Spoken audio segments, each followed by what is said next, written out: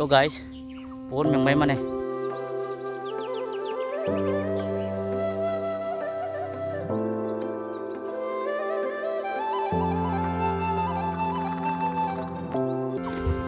Hey guys, welcome back to my YouTube channel. Namaku boyko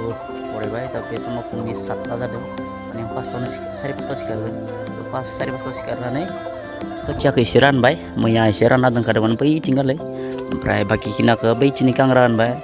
ओमफ्राय बेखौ मिलायना होबाय ओमफ्राय दायो नैखिनाव दङ आरो ओमफ्राय जानोसैयानो बारा गैला बेखौ रोगाना होनोसै आङो थाबनो ओमफ्राय गायबाय थादों बैनो गायबाय थादों ने रुवानिफ्रा माने माइ गायग्राफ्रा एसे बुरजायानो दिनै ओमफ्राय बाखि आरो मा रोगाबावनोसै बाय खोथिया बेयाव दङ नैया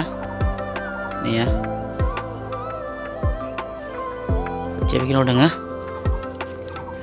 तो बाखि दायो बर्तमान सान्दुं गैया बारा गायनो एसे मोजां जागोन आरो दसेनि उनाव जुदि सान्दुं फैयोबा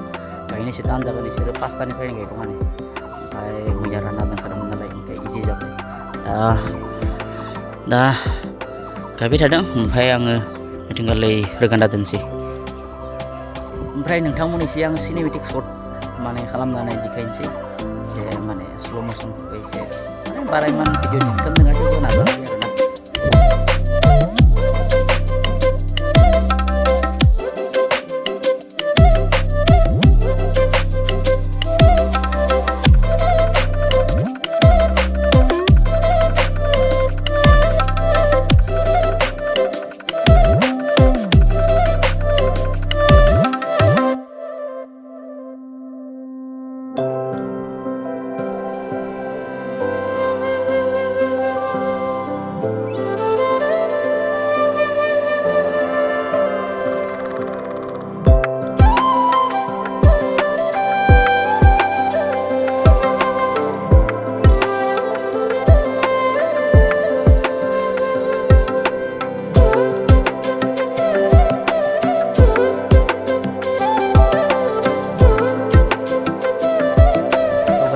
एसे जाबाय माने नैया